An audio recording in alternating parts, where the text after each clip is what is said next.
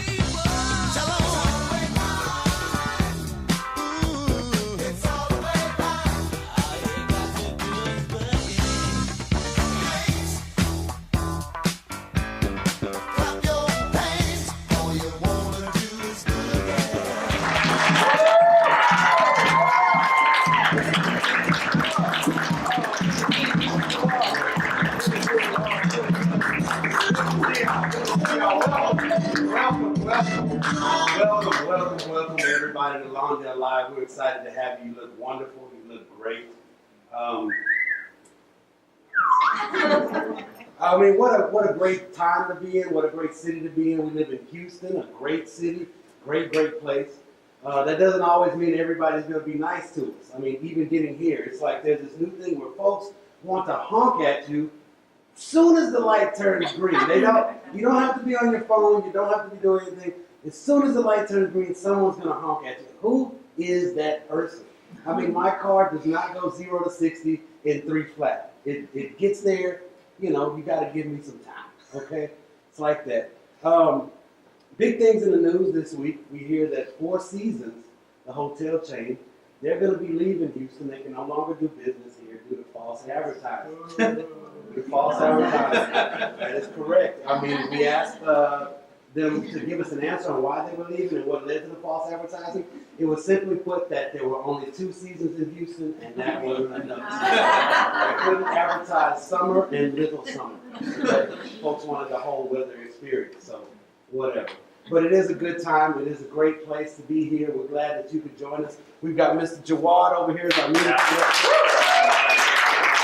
We've got a great crew and staff that's ready to bring this show to you. So we're going to take a commercial break, and we'll be right back. Thank y'all for watching Lawndale Live. Thank you. Trump managed to steal the election. Now he wants to steal your heart. With his new album and CD set, Trump sings his songs. Hear Trump make some of the hugest songs to ever exist, even huger. Papa Was a Rolling Stone, The Temptations. This Is a Man's World, James Brown. Blame It on Mexico, George Strait. Pink Floyd's The Wall. The Sir Mix-a-Lot classic, Baby's Got Back. Hear Trump sing Born This Way by Lady Gaga. Cash Rules Everything Around Me, the Wu-Tang Clan. Trump's Ode to 9 electoral votes, Sweet Home Alabama. Trump joins Ted Cruz for their duet of Madonna's Papa Don't Preach. It's not a party till Ben Carson shows up. Here's the soulful rendition of Ebony and Ivory. Drake's Hotline Bling. Trump sings his songs, makes a great stocking stuffer. We're giving you Trump's favorite holiday song, I'm Dreaming of an All-White Christmas. Hear Donald's stirring tribute to Michael Jackson with his original song, Who's That Guy in the Back of the Plane? Don't miss out. Trump making music great again. Get your copy of Donald Trump Sings His Songs today.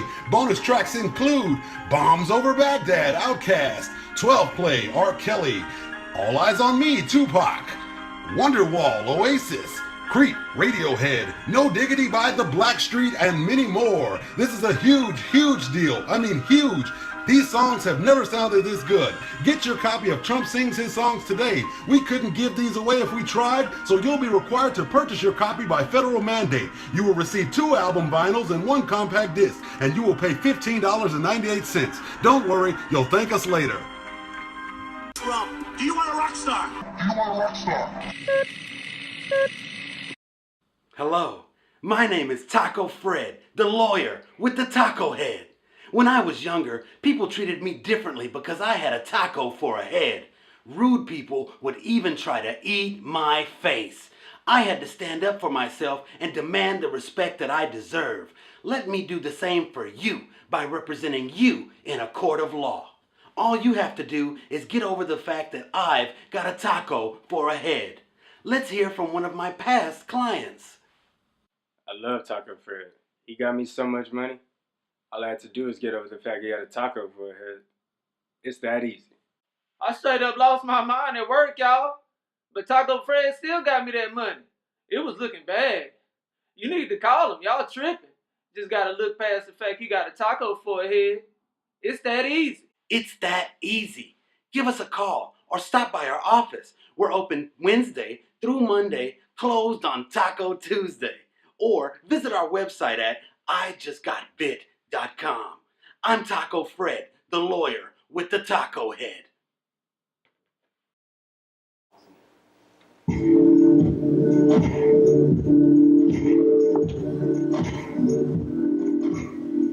Thank you, everybody. We're back. Now, if you were wondering what the silence was earlier, we went ahead and put you guys in the mannequin challenge. So we'll have that put up on the internet, and whenever your friends send you those mannequin challenge videos, you can say, yeah, I was in one too. Great. Let's move on to the next thing that encapsulates our country. So, with that being said, and you did very well, by the way, sir. Today we're going to do something a little different. We usually do a little segment where we get to know each other. Today we'd like to get to know our musical director. Our musical director is to my left, Mr. Jawad. Hello, everyone. Hello. It's good to have you. Now, from what I understand, you've done a lot of traveling before you were helping us out. Can you tell us about your latest travels? Sure. I was on tour of Scandinavia, UK, and Russia. Went to Moscow. It was the last show we played. It was insane. It was a bit intense because, the Putin regime, like all the authority figures over there were pretty intense. But musically speaking, in terms of the people, they were incredibly warm and showed us a ton of love and 5 encores. That was insane. That is awesome. That is awesome. I have never been to Russia, but I have seen Police Academy 5, There you go. Mission to Moscow, and a lot of Steven Seagal movies that were set in Russia. Yeah.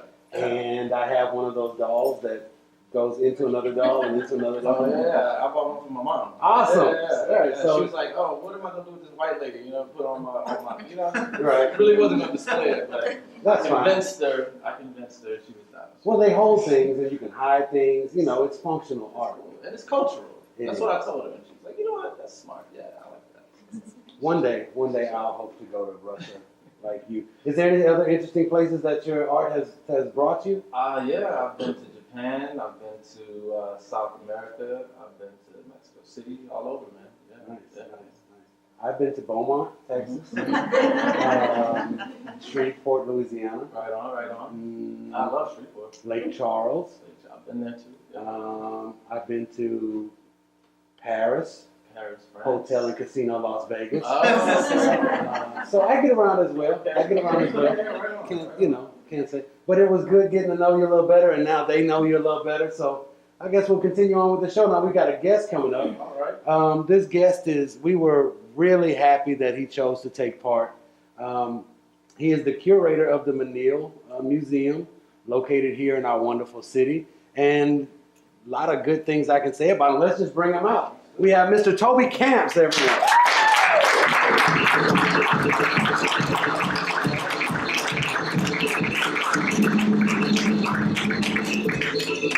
Oh, Mr. Kamps, it is great to have you here. When the director said we'd be having you, it was a big boost of energy to our little project. We got other big names on the show. I mean, my little cousin was here last episode, so, But I would say you're pretty big, and you help out our community in great ways. I let everyone know that you are the curator of the Menil Museum near St. Thomas University in our lovely city. My first experience with the Menil was with a program in high school. I believe it was called Writers in the Schools. and they had us write things, creative writing or something like that, and we ended up performing these pieces at the Menil.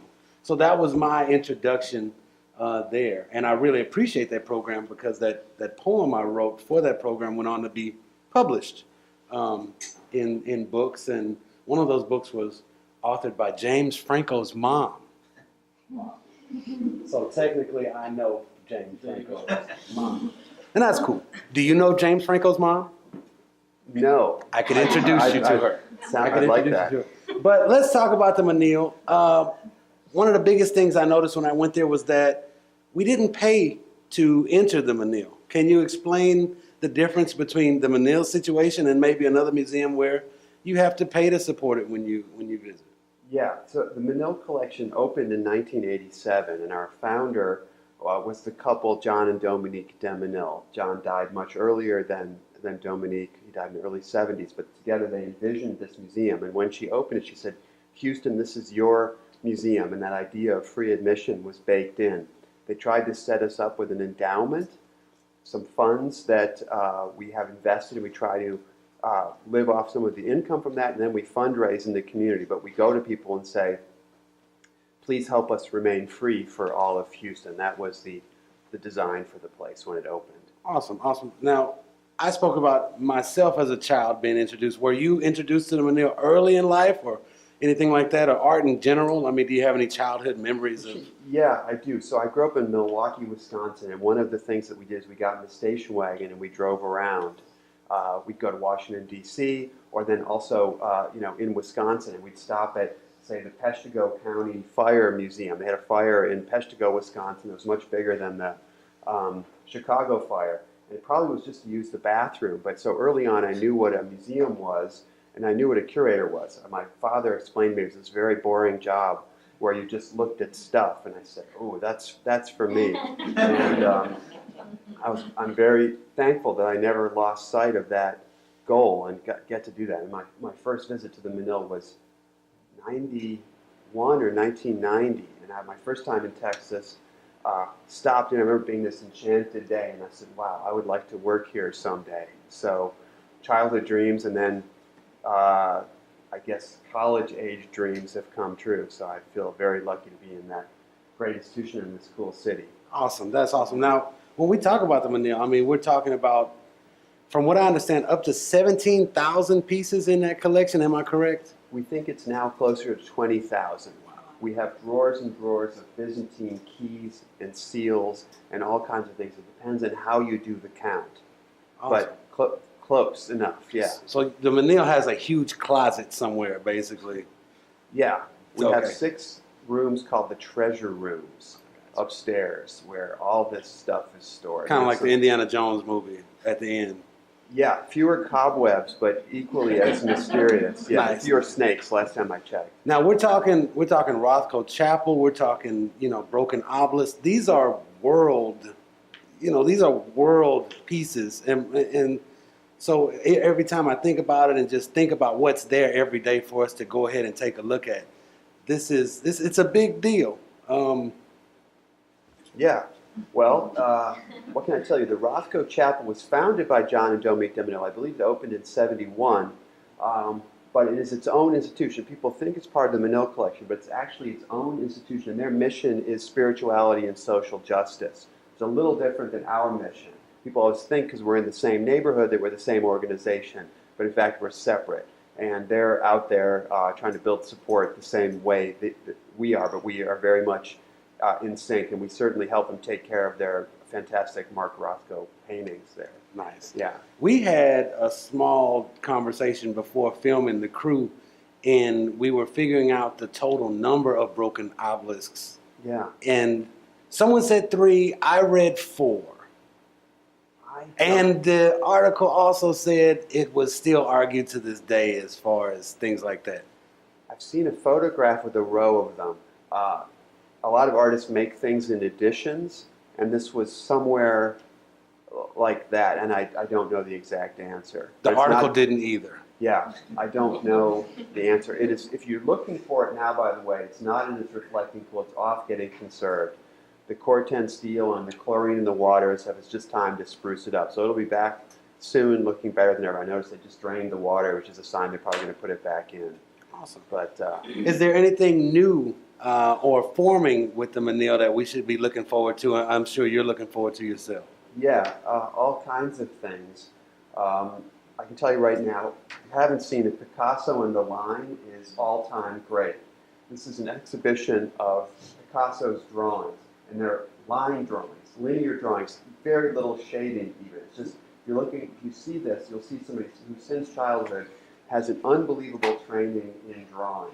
And you know that story about Picasso where he got tight to get loose. He had this hardcore academic training as a kid so that he could get wild later in life. And that I find just inspirational. I'm like, where's my pen? Give me a piece of paper. I want to try out taking a line for a walk like that. We just reinstalled a bunch of new works in the modern contemporary wing, so you'll see all kinds of things that haven't been out in a while. And then the big news is the Menil Drawing Institute, which is under construction right now. That's kind of behind the Cy Twombly Gallery, a big old construction site. You'll see it. And this is going to be the first freestanding institute dedicated to drawing in the United States. It'll be even more special because it's drawing in modernism. So it's how modern artists have used lines. And you mentioned that it's a beautiful one-story building. The main building has eaves. The Cy Twombly building keys off of the height of the eaves. That's where it kind of starts. And then the Drawing Institute is going to key off of a scribed line in the Twombly building. So we're sticking with that low neighborhood for art thing that harmonizes with the gray bungalows. We do have a top super technology basement, which will be very, very safe, where things will be stored and conserved and framed and studied. That's amazing. And I see the growth of the institution with certain buildings being built just for certain exhibits is something that was, as in growing in this city, it would. I'm mentioning specifically the Flavin exhibit and things like that. They just pop up and it would be dedicated to that installation for so many years, and it's awesome. It feels like we're not only growing with the city, we're growing with the museums that are around us. So I feel smarter. I hope you do. Mr. Kamps, I can't tell you enough. Thank you again, and if we ever have time for you to come back, I hope you pleasure us and make us feel smarter. I would love that. Maybe a remote broadcast from our campus. Anything. There's an app for that. There's an app for that. Trust me. Thank you so much for your time. We're going to take a commercial break. This is Lawndale Live. I want to thank Mr. Toby Kamps one more time. Thank you so much.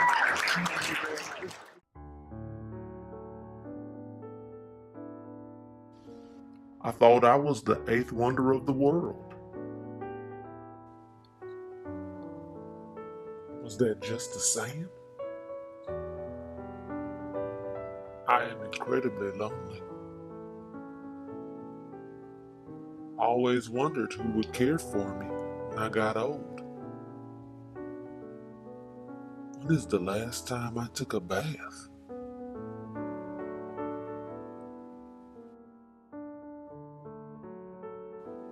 Do they not remember I was the first one?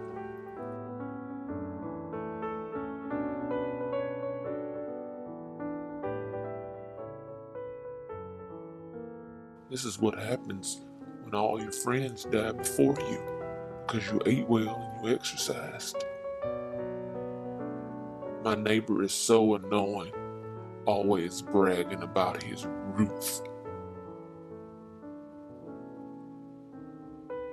What makes them think I should be a parking lot? Houston is a strange place.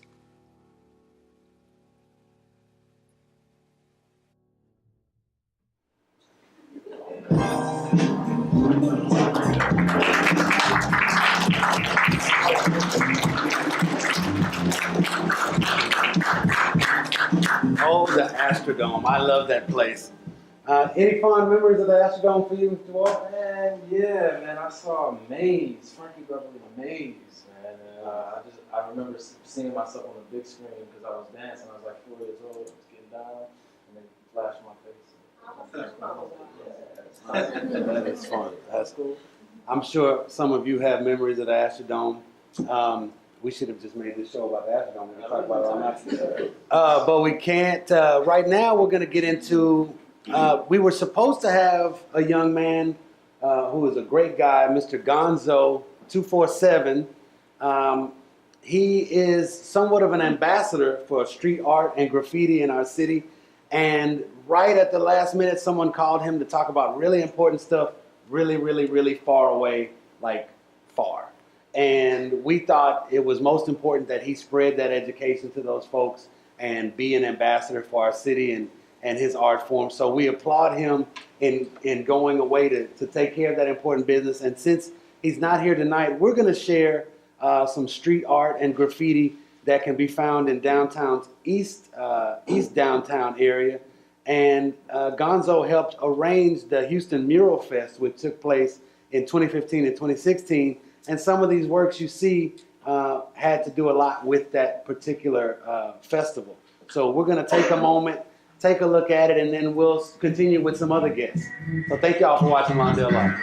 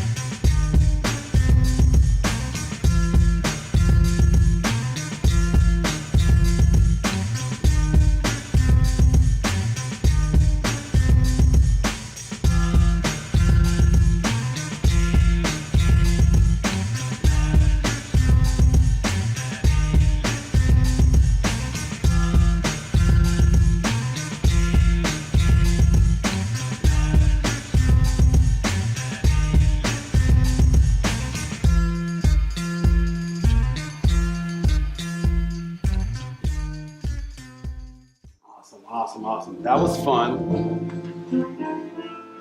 Nice. So like I said, Gonzo had a lot to do with those pieces being put up in our city. And if you ever want to check them out, they're located in the east area of downtown. Now we're going to have some guests join us on the big orange couch here. These young ladies are artists in residence here at Lawndale Art Center. And tonight they all held studio visits in their studios to share their art and motives with everyone. And we've invited them to join us tonight. We're excited. So if we could please have the three artists in residence join us right here. Take your time.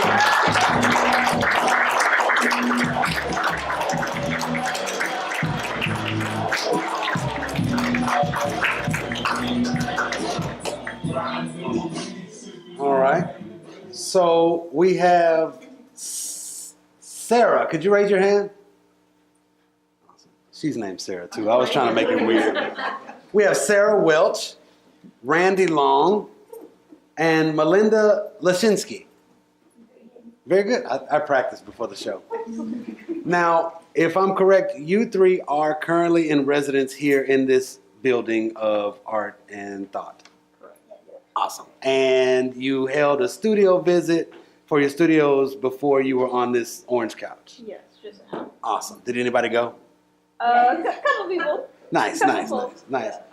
I went on a tour of each of your studios, and I brought these handy note cards here. And as I entered each studio, I wrote your name on the front of the card, and then on the back, I wrote what I was feeling. So let's see. I went into Randi Long's studio, and we have Randi here. Let's give Randi a round of applause. Now, while I was in your studio, I saw a lot of gadgets and kind of gizmos and drawings about instruments and things like that, VCRs and things like radios and turntables. So my question was, are you friends with electronics? No. No.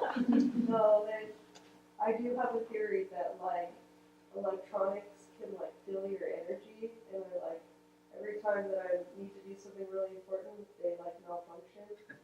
Like I really, no. So not friends. We're not really friends, but like it's like unrequited. Like I love them. I want them to love me.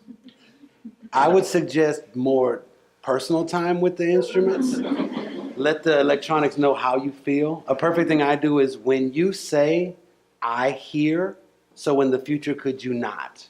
And that solves a lot of problems. I'm not a very good listener, so yeah. The electronics aren't either, so good luck with that. Instruments is what I got. It seemed like you wanted something to come out of, you didn't want me to just observe it. You wanted me to hear or see what that instrument had to say. Is that? Sure. Yeah, interaction. Yeah. A lot of relics. I mean, VHS and cassettes and a lot of older mediums. Yeah. Is there something we're missing from those quote unquote relics as we move past them? It's hella cheap. You can if you destroy them, that's like $20. It's not. I think like I'll probably like start collecting when things get cheaper, it's easier to melt, Yeah, break it. Yeah, to break it. Right. Yeah, and you didn't just waste, $200, because I have done that, and I could start bawling, like it just is like so. Yeah. Trust me, I understand. Well, great job. Next we have Miss Sarah Welch. Way to go. Now let's see the back of your card. I walked in and it said, tell me about life, please, but show me as well. Oh. Right? Now, let's see. Oh, my little books. You gave me a book. That's right. And I left it in the back because I was reading it. I got engaged. When we first met, you said comics. Yes. But I went for the muscles and the mutant powers. I jumped to conclusions. And when I went into your studio, I didn't see a lot of superpowers. I didn't see a lot of muscles. I saw like life. Yes, it's very, very everyday. Yeah. Can you take me there? Is that what you're doing through your drawings? Yeah, the books are very much like chronicling like a specific time and place.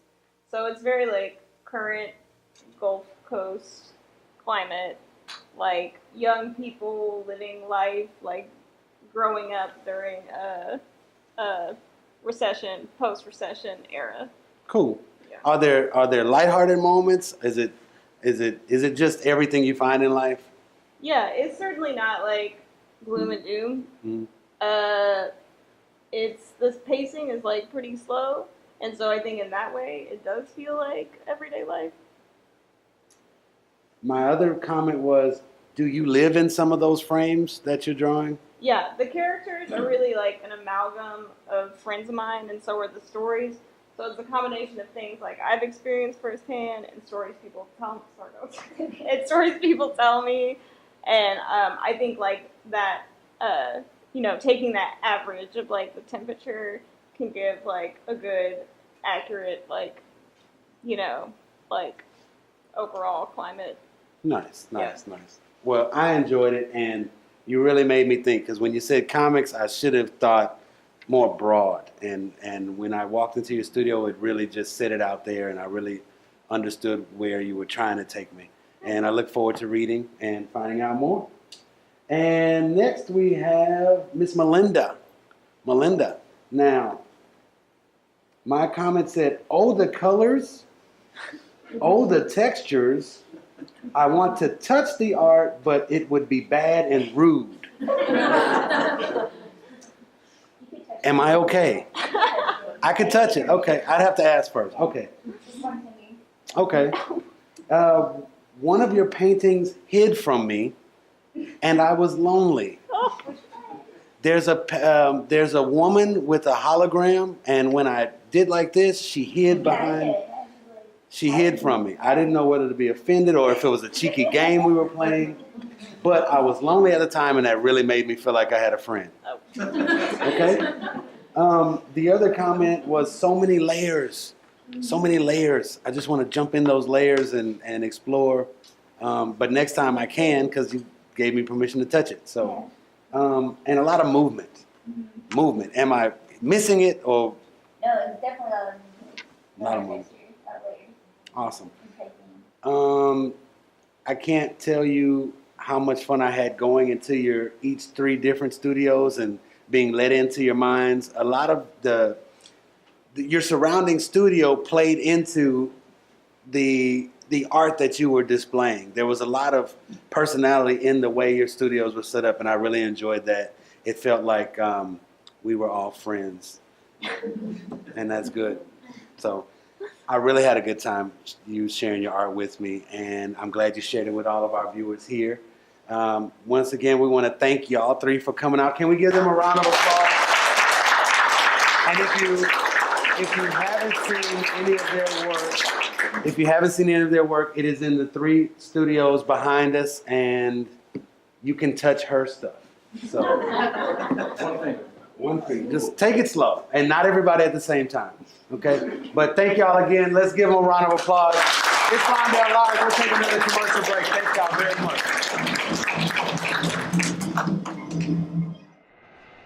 If ever there was a time to come to Canada, this is it.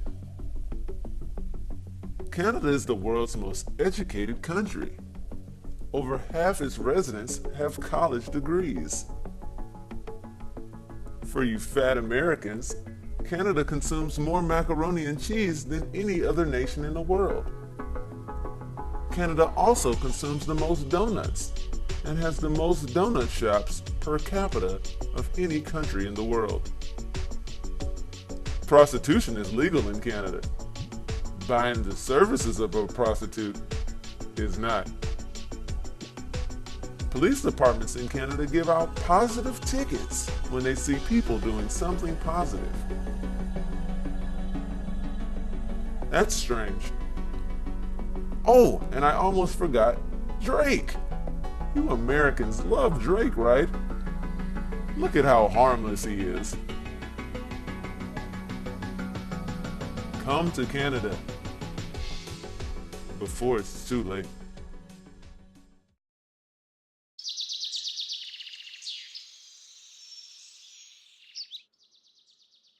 What a beautiful day today at the zoo. Hey, how's that coffee this morning? It's good. It's good. Coffee's good. I don't know what that pot of swill was they served us yesterday, but today the coffee is good. Well, you know, Cheryl, the zookeeper's been having some problems, complicated stuff, but, she's been a little off her game. Well, she's on her game today. Best coffee I've had in weeks. I hope she figures out whatever's going on at home. She's a nice lady, this Cheryl. Yeah, she's nice. I like her, but if I was starving, I would eat her because I'm a bear. Of course. Don't get me wrong. She's good people. She's good people. I hear what you're saying, buddy. Hey, here comes the field trip kids. Oh, field trip kids. Big group today. What are you doing right there? Oh, I'm dabbing. The kids like it when I dab. You should do it too. No, I'm no dancing for me. I'm not getting paid for this gig. Oh. You're demeaning yourself. That's what you're doing right now. Oh, it's just fun. What do you care? Plus, you won't be here for long. What do you mean by that? Well, they're going to send you to the circus because you drink coffee like a human. Oh, because I drink coffee from a cup. That makes me a human now. Boy, you're a wackadoodle. Let me tell you, you're crazy. Hey, yeah, this is Bubbles. Yeah, 50 on the Bears to win by 9. Hold on. 50 on the Bears to win by 9. Yeah. All right, thanks. See, that's what I'm talking about. First, the Bears aren't going to win that game. Second, you have a cell phone. Look, I was an important bear before I got in here, and I'm an important bear now. I wasn't always stuck in a zoo locked up with a picnic basket thief named Yogi the Bear. Oh, that's a low blow. Especially coming from a bear named Mr. Bubbles. Hey, watch my name. You know I'm sensitive about my name now. I was out of line making fun of your name. I'm sorry. I'm sorry. I mean, why do they call you Mr. Bubbles? It's silly, really. When I nap, my salivary glands, they overproduce. They make little bubbles around my mouth. The kids see it. They say, oh, look at Mr. Bubbles. The name sticks, you know? Yeah, well, you know, kids can be cruel. Kids can be cruel. Kids can be cruel. My mother, rest her soul, she didn't name me Mr. Bubbles, of course. What did your mama bear name you? She named me...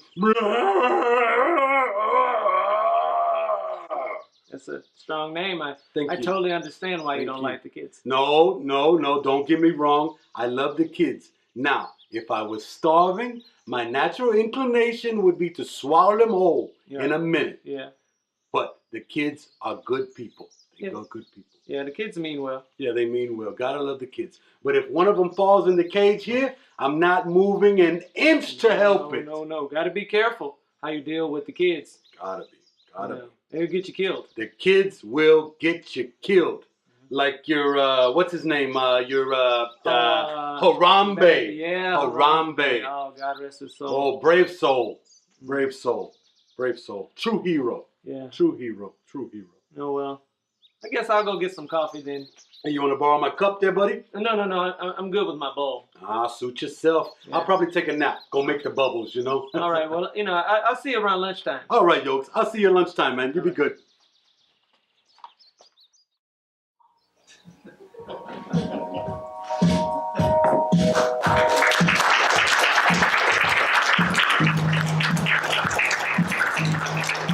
Those guys at whatever studios are pretty kooky. One of them looks really like me. I mean, like, spot on. I like that guy. He's my favorite. It's been a great show so far. We've had a great time. We look at ourselves as an educational tool. Teach people stuff, learn stuff from people, and allow people to go places they may not have time to go themselves. Yeah. So right now is a part of our show where we do another Houston Has It. Every week we try to do a Houston Has It segment. Brings you out into the city, shows you something. If you've seen it already, awesome. If you haven't, perfect opportunity for you to find out about it. Today we're going to a special place called the Sharp House, located in Sharpstown. We're going to take a look at that Houston Has It segment and talk about it when we get back.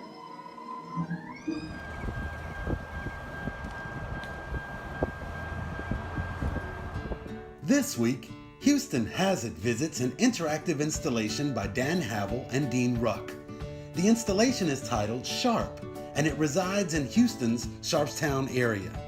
Located at 6822 Rowan Lane, the Sharp House was seriously damaged by fire before its current adaptation. The artist started with a modest suburban ranch house and constructed a narrowing tunnel through the house from front to back. The tunnel surface is coated with a reflective copper foil that adds a bright glow when viewed from certain angles and produces reflections of the surrounding scenery as well. Sharp House may be slated for demolition by January 1st, 2017, so see it while you can. And if you're looking for art with a one-car garage, you won't have to look far, because Houston has it.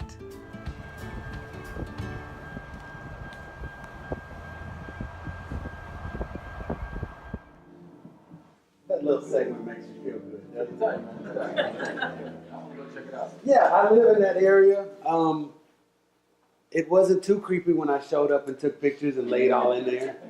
The neighbors have kind of gotten used to people doing it, so if you get a moment, you know, go out there and enjoy it. It's a wonderful place.